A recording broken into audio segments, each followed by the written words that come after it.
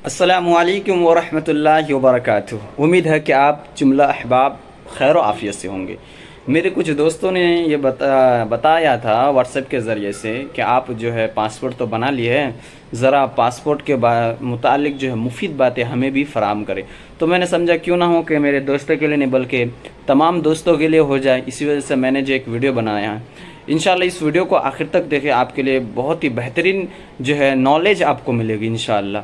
पहली बात तो पासपोर्ट जो है दो तरह के होते हैं। ये हमारे पास जो पासपोर्ट है आप इसको देख सकते हैं। पहली बात तो पासपोर्ट जो है जनाब दो तरह के होते हैं कि एक उसको बोलते हैं ईसीआर, एक बोलते हैं नॉन ईसीआर। ईसीआर का मतलब होता है इमिग्रेशन चेक रिक्वायर्ड, और नॉन ईसीआर का मतलब नॉन यानी चेक नहीं करना उसमें आपको। अब दो तरह के, किस तरीके से दो तरह के, एक यानी अनपढ़ वाला, एक पढ़ा लिखा। ये समझ लीजिए आप, एक अनपढ़ वाला और एक पढ़ा लिखा। यानी अगर आपके पास 10 की मार्कशीट है, 10वीं की अगर आपके पास मार्कशीट है तो आप जो है नॉन ईसीआर बना सकते हैं। क्या? Non ECR. अगर आपके पास 10वीं की मार्कशीट नहीं है, सिर्फ आधार कार्ड वगैरह है और दीगर डॉक्यूमेंट्स जो है, तो उसके लिए जो है आपको ईसीआर बनाना पड़ेगा। यानी इमिग्रेशन चेक रिक्वायर्ड है उसको बोलते हैं, यानी आपको चेक करना पड़ेगा। अब दो तरह के होते हैं, दोनों में क्या क्या डिफरेंस है उसके बारे में ज़रा बता दो आपको। जो आपका ईसीआर होता है यानी अनपढ़ वाला, आधार कार्ड वाला, आम लफ्ज़ों में आपको समझा देता हूँ, यानी आधार कार्ड वाला, तो उससे जो है आप गल्फ़ कंट्री में यानी बैरून ममालिक में जो आप काम करने की काम करने की गर्ज से नहीं जा सकते। यानी किसी जॉब के लिए आप नहीं जा सकते, सिर्फ जो है उस पासपोर्ट से आप क्या कर सकते हैं, सफ़र कर सकते हैं या ये ट्रैवल कर सकते हैं। यानी जो है आपका घूमना हो या फिरना हो 1 महीने के लिए या 15 दिन के लिए, उम्रा को जाना हो, बगदाद शरीफ घूमना हो, तो ये सब आप जो है ईसीआर पासपोर्ट से कर सकते हैं, यानी आधार कार्ड वाले पासपोर्ट से। और एक होता है नॉन ईसीआर, यानी जो आपके 10 की मार्कशीट से बनी हो, उसके लिए जो है आप जहाँ चाहें जो है घूम सकते भी है, काम भी कर सकते हैं, जॉब भी कर सकते हैं।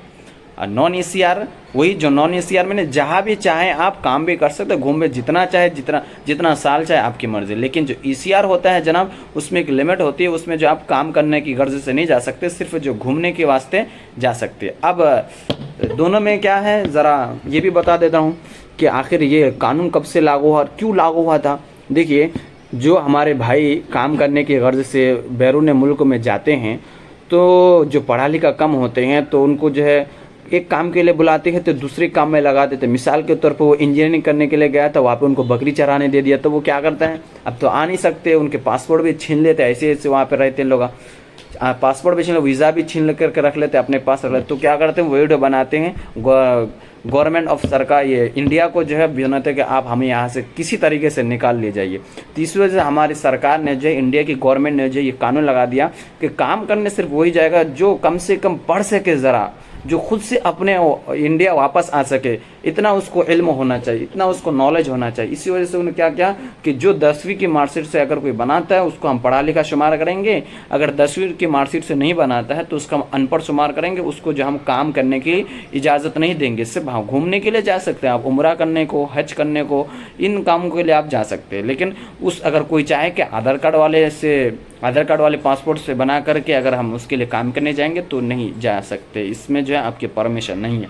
ये इतना। अब हम लोग खास करके मौलाना, यूपी वाले, बिहार वाले, बंगाल वाले क्या करते हैं, हम लोग जा कर के यूपी मदारिस में पढ़ते हैं और स्कूलों वगैरह में नहीं पढ़ते हैं, और वहाँ पे मौलवी की मार्कशीट है, यूपी मदरसा बोर्ड के देते हैं, लखनऊ वाले बोर्ड से मौलवी की बनाते हैं, आलिम फाजिल पूरे कोर्स करके छोड़ते हैं। लेकिन आपको बता दूं, ये आलिम आपके मौलवी और आलिम के जो मार्कशीट है ना, वहाँ पे पीछे अगर लिखा है कि 10वीं आलिम की मार्कशीट आपके 10वीं के बराबर है, और ये मौलवी की मार्कशीट जो आपके 10वीं के बराबर है, और आलिम की मार्कशीट जो है आपके 12वीं के बराबर है, वहाँ पे अगर लिखा है। लेकिन जनाब आपको बोल दूँ क्लियर तौर पे, ये आपकी 10वीं की वैल्यू नहीं है। मौलवी की मार्कशीट सरकारी जगहों में खास करके, सरकारी स्थानों में खास करके उनके वाले है ही नहीं, लोग पढ़ ही नहीं पाते क्या लिखा है, क्योंकि वहाँ पे लिखा है ना मौलवी मार्कशीट। वहाँ पे अगर ये लिखा होता है सीनियर मार्कशीट या जूनियर, ये भी लिखा रहता है, या 10th या माध्यमिक क्या भी लिखा रहता है, वो समझते। लेकिन क्या लिखा है, मौलवी एग्जामिनेशन ऑफ मौलवी ऐसा करके रहता है। अरबी फारसी ऐसा करके लिखा है। वो सब्जेक्ट भी देखते हैं, सब्जेक्ट में क्या कहते हैं कि सब तो अपने मजहबी किताबें हैं, आपको कैसे नॉलेज होगा फिर दुनिया के बारे में। इसी वजह से वो लोग रिजेक्ट कर देता है। हाँ, कहीं कहीं पे हो जाता है, कहीं कहीं उनके मान लिया जाता है, तो उनके ऊपर है जो चेक करते हैं, वहाँ के अधिकारियों के ऊपर है। अगर उनका मूड अच्छा बनता है तो ठीक है, अगर मूड अच्छा नहीं बनता तो रिजेक्ट कर देते हैं। आज की वीडियो में बस इतना ही, क्योंकि 5 मिनट हो गया। इंशाल्लाह दूसरे वीडियो में तफसील के साथ जो है पासपोर्ट के मुतालिक आपको बताऊंगा, ये पासपोर्ट मेरा है क्या है, सबको अच्छे तरीके से बताऊंगा।